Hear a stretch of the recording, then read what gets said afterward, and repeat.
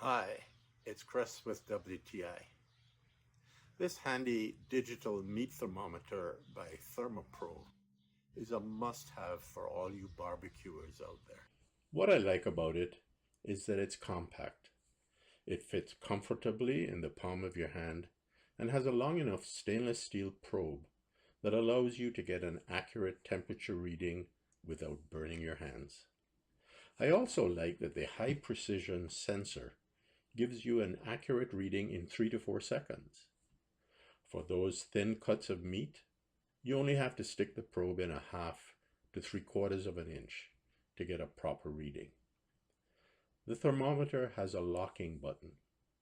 This allows you to lock in the temperature reading so you can view it after pulling it away from the hot surface. The unit is magnetized, so you can place it on the side of the barbecue or some other metal surface.